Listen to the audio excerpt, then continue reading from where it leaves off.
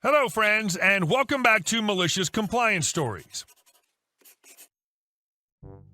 No Karen likes to be told she's not as privileged as she thinks she is, especially by someone who she deems beneath her. Yeah, our OP did lose a few nerve cells that day. But before we begin, don't forget to subscribe to our channel if you're new here and turn on notifications so you don't miss a new video every single day. Here we go. Of course I really do work here. Look how I'm dressed. So I took my mom to get some groceries and stuff at Mr. Walton's department store. This just happened yesterday, Saturday. Being really nice out, I'm wearing an old and faded black t-shirt with denim coveralls that I cut the legs off for summer. Mom's in her 80s and has a roller walker, so I push her cart and she walks behind me. I try to do the food items last so the cold stuff stays cold, but Mom insisted on starting on that side. Okay, I gave in and off we went.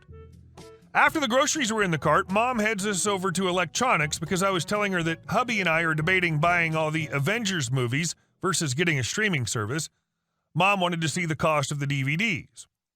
This is where we met Karen and her spawn. I'm explaining DVD versus Blu-ray to Mom when Karen walks up and tells me she needs my help next. Mom is sitting on her walker while we're talking. I politely told her, I don't work here, I'm a customer. Then I point out an employee in a blue vest. Karen, no, you're obviously helping this old lady to buy a DVD player.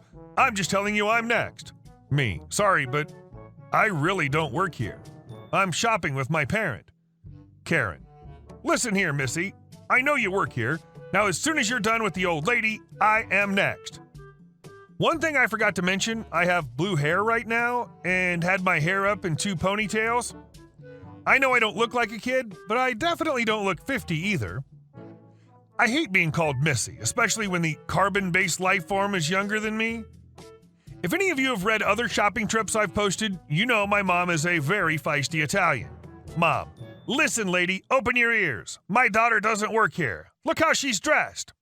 Karen, ma'am, please, I'm just asking this girl to serve me next. Spawn, Mom, she really doesn't work here. Look at her clothes and her hair. Karen, just be quiet. You wanted a switch? We're gonna get you a switch. If this girl doesn't show more respect, I'll make sure we get a discount. By this point, my mom's done. In Italian, she starts cursing out this woman. My mom does not like being the center of attention, but man, if you annoy her, duck and run. Just duck and run. Sales staff finally make it over to us since Mom's getting louder the longer you let her go. Karen sees the employee and starts in on how rude I am and what a horrible employee I am, and I need to be disciplined for my attitude towards her. The employee looks at me, my mother, and Karen, and politely, in Italian, asks Mom what happened. Mom calmly explains and refers to Karen as a B. I'm dying trying not to laugh. Karen has her say, and finally it's my turn. And I turn to Karen. Me. Look, I don't know who your parents are, but sweetie, I could be your mother. You teaching your kid to act like this is unacceptable. I'm pretty sure you knew all along that I don't work here and we're hoping to cause enough of a scene to get the acting manager to give you a massive discount. I'm here to tell you that it ain't happening today. Not here, not in this store. You think that just because I'm dressed in old frayed clothes you can pull a stunt like this and then tell the staff that I accosted you and caused all the drama? Guess again, child. On top of your bad behavior towards me, you've caused my mother to get upset. I'm so tempted right now to call the cops and have you charged with harassment and elder abuse. Karen left.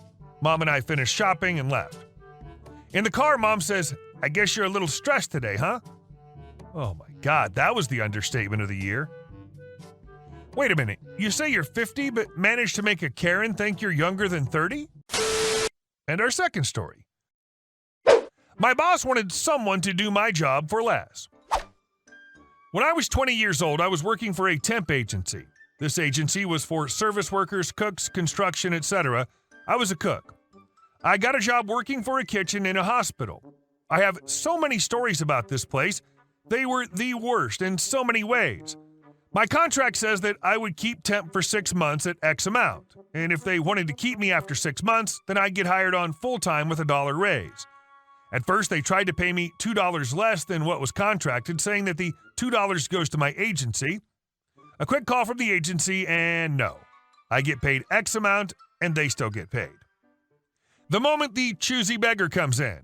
My 6-month mark is coming up. I've done so much for this company, stayed late, covered other shifts, worked while injured, etc. I asked my chef if I was going to be hired on, and he says that they would have to go through the application process and give fair chance to every application. Fair enough. I applied for my job and even had an interview. 1 week before my 6-month date and still no answer.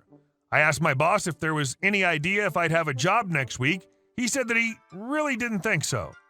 My chef pulled me into his office and told me flat out that he would not hire me because he can find someone to do my job with more experience for less money. How I'm overpaid as it is, and unless I'd be willing to go against the contract and get hired on for $2 less, then they would not hire me. I thanked him for being honest with me and said, no, I will not work for $2 less than what I was making, but I'm on contract and will finish my week. 1 day before my contract expired, and he came to me and said that they've not yet found someone and were hoping I wouldn't mind working another week for them till they could. I said, sure. And the agency approved it. New contract signed for 1 more week, 2 days before the new contract expires, and he came and asked me the same thing. Asked if I could work another 2 weeks till they found someone. At that point, my agency got upset and said no, they either hire me on or they hire someone else. Day before my contract expired, 1 hour before I'm supposed to leave, and my chef comes and spills a pot of milk on my flat top. I have to stay 1 hour after scraping scalded milk off this thing, and everyone else has gone home. While I'm scraping this crud off the flat top, chef came to me and says, well, I have great news. How would you like a job? Me. What? Chef. We've not been able to find anyone to replace you, so if you want, the job is yours. Me. Dude, I was supposed to leave 30 minutes ago, and you're telling me now that you want to hire me? Chef. Well, we really didn't have an option. No one applied. Me. I already found another job. I start in 3 days. Sorry, but I'm not going to take it.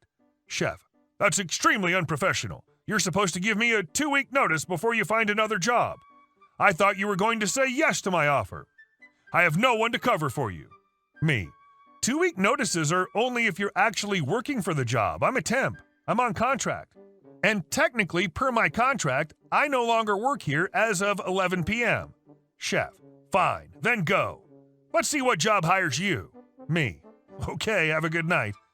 I took off my apron and set it nicely on my station. The flat top was not fully cleaned, and I walked out. I had a nice 3-day weekend and started my next job. They paid me $1.50 more than what I was making. I think he spilled milk on purpose so that we'd be the only 2 left in the kitchen. That way he didn't have to beg me to stay with witnesses. And our next story. I wasn't worth her attention until suddenly I was. So this isn't a huge, explosive Karen story, but I did find it mildly amusing how this customer had no reason to pay attention to me until it affected her in a negative way. I worked at a bookstore that's gone the way of the dinosaurs. A woman comes up to the registers with 2 of her friends. They're gabbing nonstop, and the lady in question doesn't even pause as she plops an armful of books on my counter. Okay, I can live with this. I don't have to make small talk. So I ring up her books. I don't remember the total now, so I'll just throw one in there. Me, okay, ma'am, your total is $11.50. Woman to friends, blah, blah, blah. She absently pulls out a $10 bill and sort of limply tosses it in my direction. Me, ma'am, the total's $11.50. Do you have another $1.50? Woman barely breaks eye contact with her friend to tilt her head a tiny smidge in my direction. No. So anyway, yakety schmackety. Me, okay then. Ma'am, will you please choose which of these books you are not buying today? Record scratch. I suddenly have her full and complete attention. Woman, what? Me, please choose which one of these books you want me to take off your total and put away since you're not buying it today. Woman, what are you talking about? I want to buy them all. Me, speaking with infinite patience. Well, ma'am, your total's $11.50. You only gave me a 10.